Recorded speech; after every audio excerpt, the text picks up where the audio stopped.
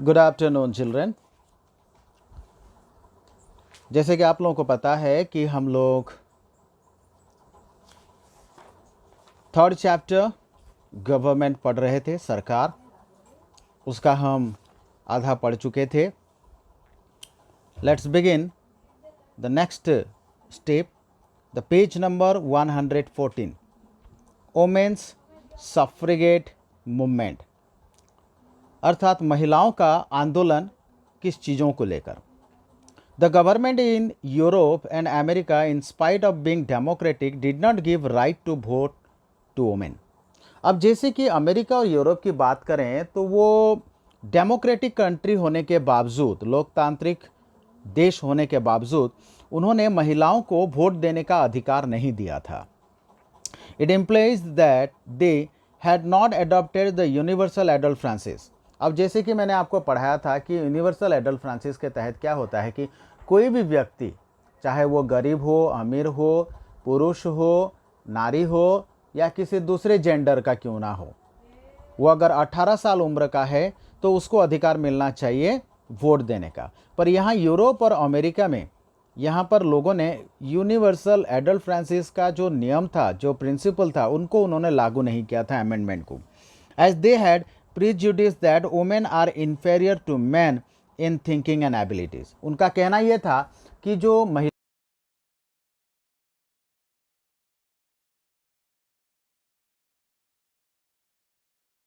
का A movement for equality started in 1848 America. पर America में एक प्रकार का आंदोलन शुरुआत हुआ 1848 में। वो ये था कि हर व्यक्ति को, चाहे वो पुरुष हो या चाहे नारी हो, उसको समान अधिकार प्राप्त होना चाहिए।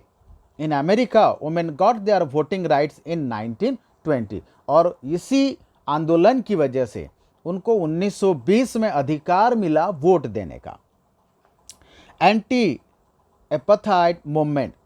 In South Africa, people were discriminated on the basis of caste, race, skin color, etc. South Africa की बात करें, वहाँ पर सबसे ज़्यादा काले निग्रो लोग वास करते हैं।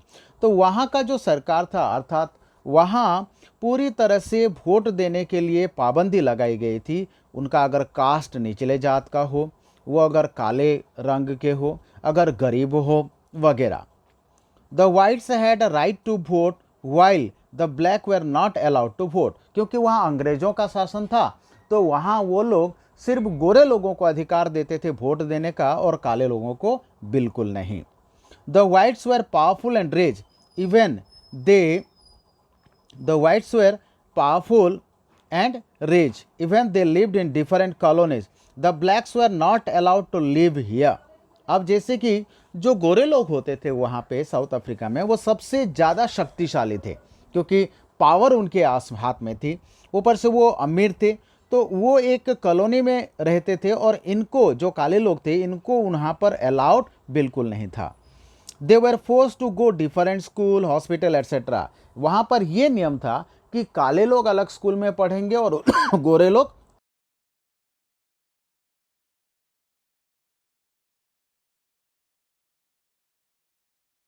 rights. Mahatma Gandhi and Nelson Mandela played an important role in their struggle for equality. जैसे कि भारत में महात्मा गांधी का आंदोलन था, वैसा वहाँ पर अफ्रीका में नेल्सन मंडेला ने आंदोलन छेड़ दी उन्होंने कि मनुष्य को, इंसान को उसका अधिकार मिले, वो भी इक्वालिटी के लिए।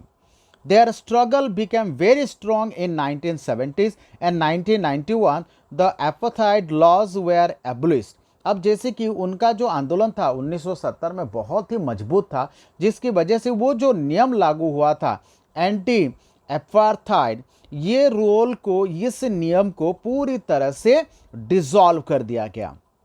In 1994, Nelson Mandela won the election and became the first black president of south Africa. और वहाँ पर जब वही उनको काले लोगों को भी अधिकार मिला, तो वहाँ पर उन्होंने जो वहाँ का इलेक्शन हुआ, वहाँ पर उन्होंने अपना नाम दर्ज किया और उस इलेक्शन में पहली बार वो चुने गए साउथ अफ्रीका के ब्लैक प्रेसिडेंट के नायक।